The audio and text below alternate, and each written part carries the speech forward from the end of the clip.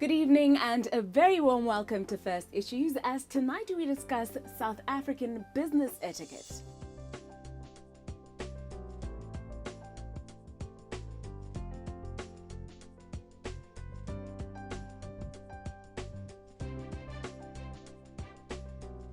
We've spoken to individuals from different parts of the world in the past to better understand their business norms, perspectives and conventions, as well as to try and gauge how our practices in Botswana compare while we're at it. We have learned that our punctuality may not measure up to that of the Japanese, that our Zimbabwean neighbours value credentials, and that the British favour a bit of banter in their business relationships. Our conversations are in no way meant to encourage stereotypes, but the old adage, when in Rome, do as the Romans do, holds some wisdom for all of us who will be looking to smooth over our intercultural exchanges in this increasingly globalized corporate world. Knowing what attributes could put your counterparts at ease or gain their confidence could be the deciding factor in whether business gets done and deals get made.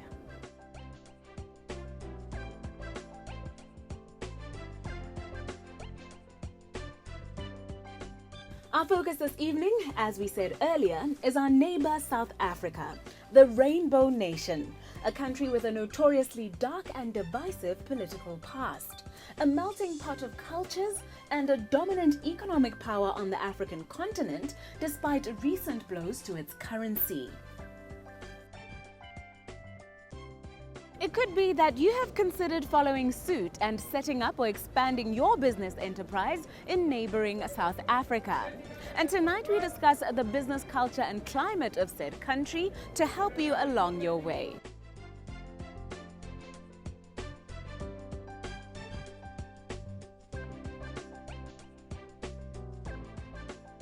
Rita Mori, a speech and language therapist who left behind a private practice in Cape Town to move to Botswana almost 4 years ago after her husband was relocated, tells us what she has learned through her professional experiences on both sides of the border, beginning with a description of the business practices to be found in modern-day South Africa. First of all, South Africa is quite unique because it's got 11 official languages. And yeah, so many cultures. So taking that in consideration with business is a big thing. As a speech and language therapist, it does influence my work quite a bit. And in the business world, it's nice for people to be offered a service in their home language, in their mother tongue, but that's not always possible. So in that regard, it's unique because not a lot of people have access to services in their mother tongue. And for me, providing therapy is limited, and a lot of people miss out on my services because I offer it in English and Afrikaans. So yeah, there's a big scope for my profession, for more therapists speaking those 11 languages. If you were to advise me, if I was looking to maybe look for a job or set up a practice or a business in South Africa, how would you advise me to undertake my business dealings or my meetings? How should I prepare, knowing that I'm from Botswana and maybe we may be doing things a little differently? Is it very much different, if at all? If you want to start a private practice, obviously you have to go through a lot of applying for permits and things like that. Being a citizen of South Africa, I don't really know what foreigners exactly have to go through to do that. What I do know is there is a big opportunity, I think, for Batswana if they wanted to start a practice. But because there's no school of speech and language therapy in Botswana, I would say coming to South Africa and studying further and expanding your skills, there could be quite a big scope for them in the community of people speaking Setswana. Having done the reverse, coming to Botswana from South Africa to live and work. What do you advise fellow South Africans looking to do the same? What have you observed about the way we conduct ourselves in professional settings that maybe was something you weren't familiar with or used to? Well, when I came here to Botswana, I obviously wanted to carry on working. I had my own private practice in Cape Town, and I really enjoyed being able to provide different services in different areas. Coming here, I was limited in what I could do. I had to apply for my work permit like any other foreigner would have to.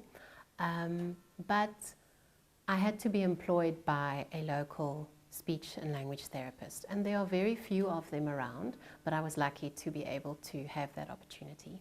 I have some friends who are speech and language therapists who have come to Botswana after me, and it's quite a process of getting permits. What I've realized is people here do not really know what we do, which has made it difficult in applying, because they will need things from us that we cannot give, for instance. And also it would be nice for us to be able to practice privately as well, but for that we have to be employed for about 10 years before we can apply, which is a long time. And speech and language therapy is very scarce in Botswana, and there's a very big need for it. So it would be nice if some of those things can be made a bit easier for us to be able to provide those services to people here.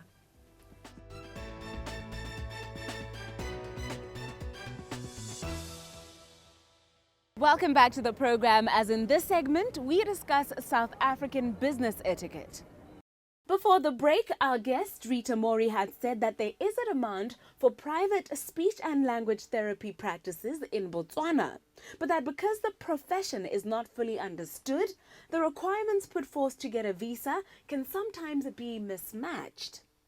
As we pick up our conversation, we ask her to elaborate which requirements she had been referring to in particular. I don't think required of me as such. It's more what I'm limited to do. For instance, for example, if you're employed by a government hospital, you will be restricted to the hospital, and there's a lot of red tape that I know that's involved. And we have such a wide variety of things that we can do that we won't be able to provide services to schools, or we won't be able to go out to rural areas. And there are facilities not available in government hospital that might be available only in private hospitals. We do like a test, for instance, where we test if people can swallow and whether they're choking on different consistencies. And some of these equipment is sometimes only available in private hospitals, for instance. So we're limited in the people that we can help, for instance. In terms of business relations, levels of professionalism, what do you think Botswana and South Africa could learn from each other? What best practices could be shared? South Africans challenge the services that they get, and they're not necessarily content with what they're getting. If they're getting products or service that they're not happy with, they'll voice it. What I've experienced in Botswana, people are maybe not as prone to do that. They're very content with what they're getting. They might not challenge, the services. If it's poor service, they'll accept it maybe more happily than what I've seen in South Africa.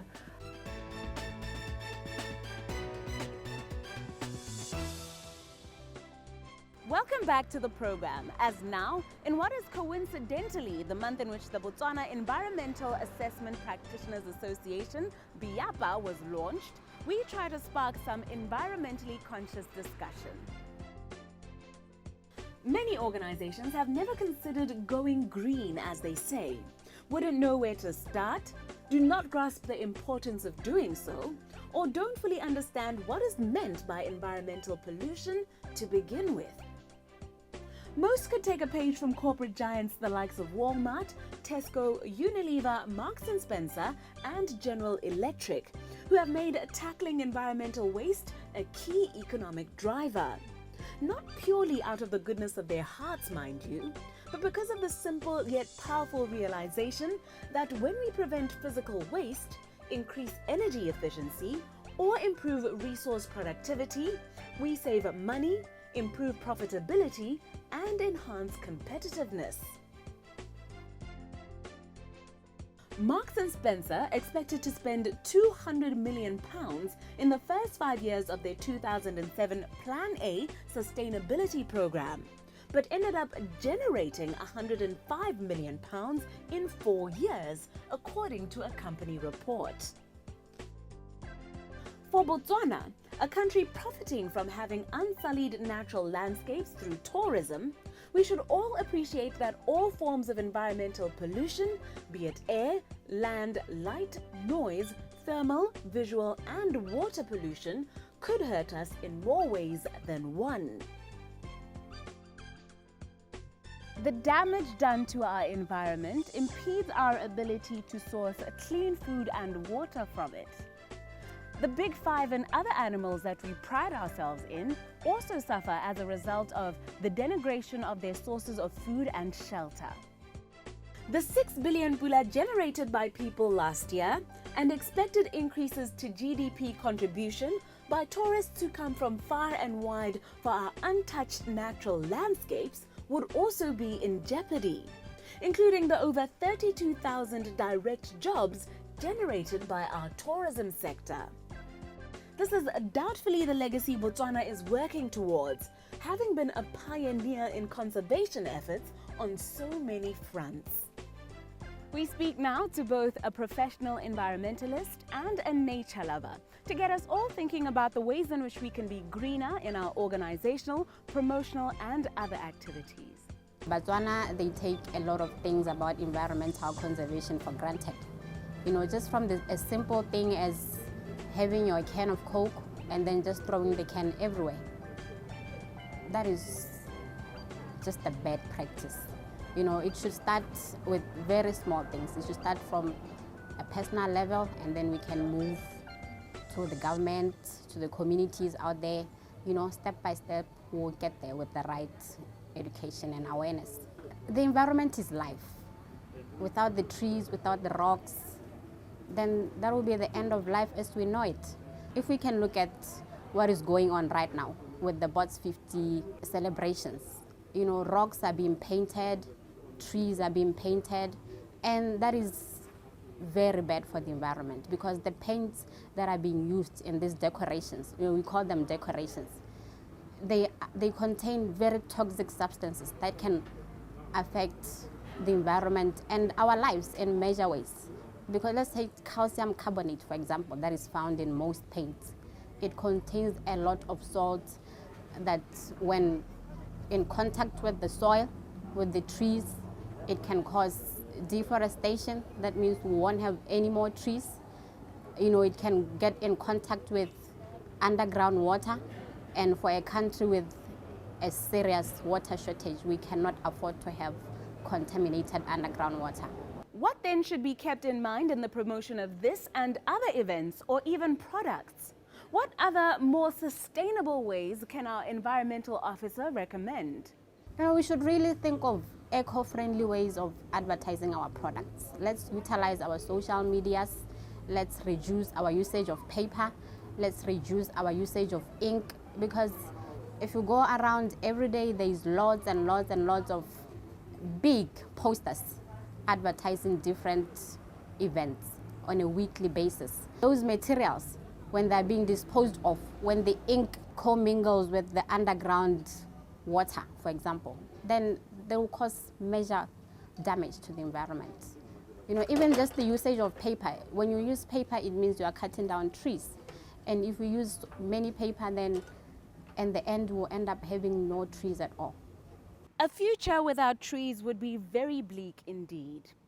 Up next, however, we speak to a member of the business community who has recently had his eyes opened as to the lack of environmental awareness the average Botswana has, and is looking to ensure that we all change our ways.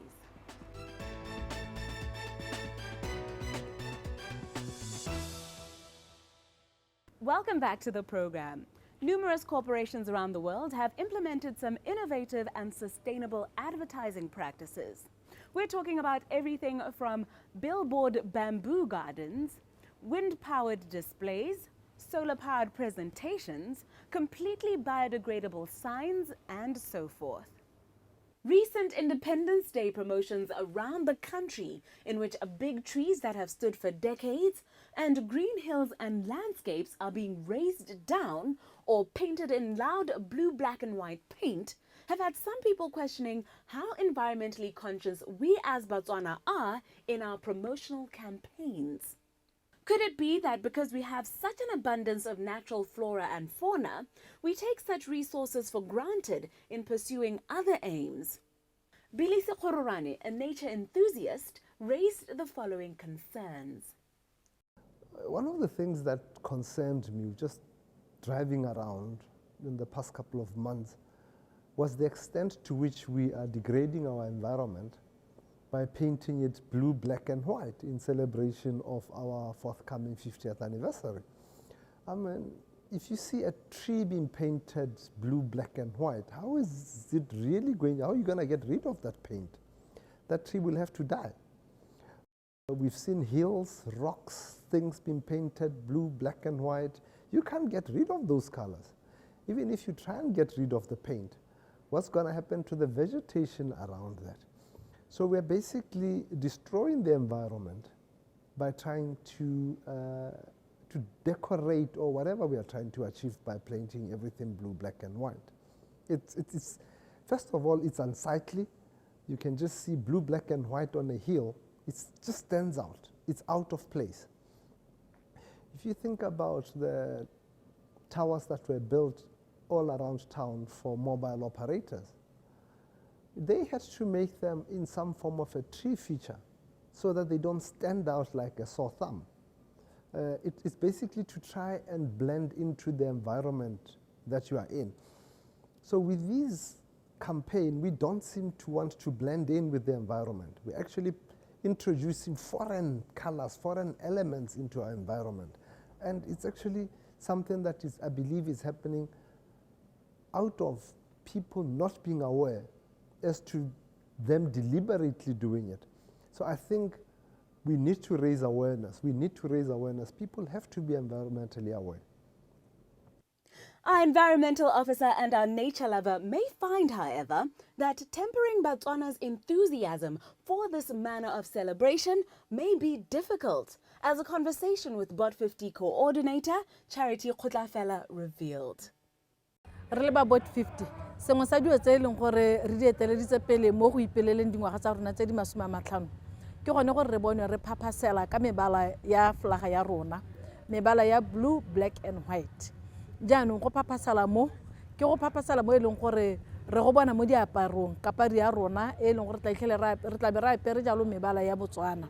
Mme ebile gape re bona mo gongwe matlapa, re na le matlapa a tla itlheleng a le mantle a e leng gore matlapa re tla be re pentile jalo mebala ya flaga ya rona go leka gore re kgatlhise le ka yone tikologo ya rona.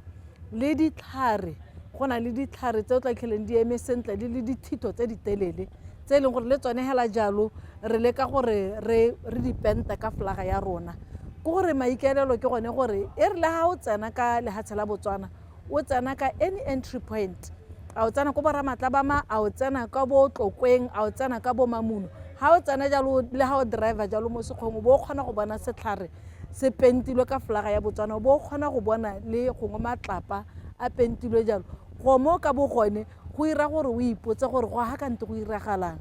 Jaanong ke sengwe sa dio tsene gore re leka jalo gore re ipele ka yone mebala ya rona. I haven't even thought of the cost of the damage that's been done, right? But what we are going to see is after all the excitement and everything is gone, and we now try and restore the things back to their natural state, that's, some of them is going to be impossible. So we're going to see trees that have been there for like 50 years dying. And the sad thing is that we are looking for the prime spots.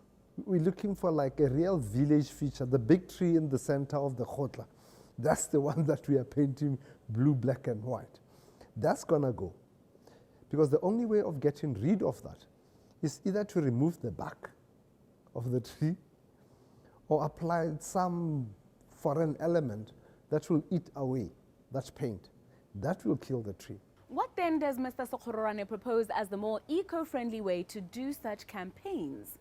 He says raising awareness and respect for the environment should not be too difficult, as conservation is not a completely foreign concept to Batswana. If you want to decorate, right, put something that can be removable without damaging the environment. There's absolutely nothing wrong with putting up a flag on a hill, because you'll simply just remove the flag. But there's everything wrong with painting the hill. So we need to think of ways of, if I put this, can I actually restore this thing to its natural form? If the answer is no or maybe, don't do it. Let's think of the Okavango Delta, where there are certain rules. You cannot have fixed structures there.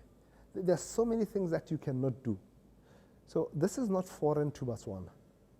It doesn't mean because you are not in the Delta, anything else outside the Delta should not be preserved. We need to preserve what we have now, so that what our grandchildren, great-grandchildren see 20 years from now, or 100 years from now, is the same thing that we had.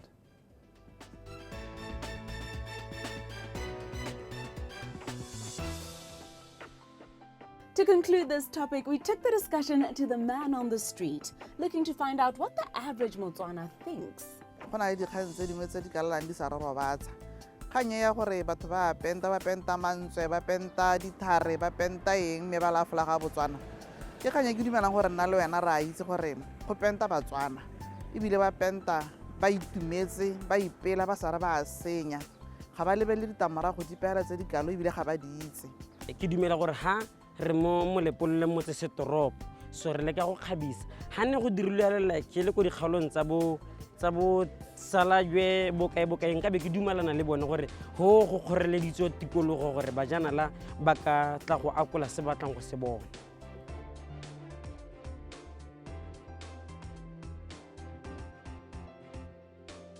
Thank you for watching tonight's program. As usual, the most thought-provoking comment via SMS, Twitter, YouTube, or our Facebook page will receive some fantastic giveaways. Last week's winner is Ludo Musa from Tsesebe, who SMS'd in response to the show analyzing FNB Botswana's end-of-year financial results. To interact with us more regarding our future content and to give feedback, make sure to take part in the first issue's poll on Facebook. With that, we wish you good night. Till next week and another issue of interest.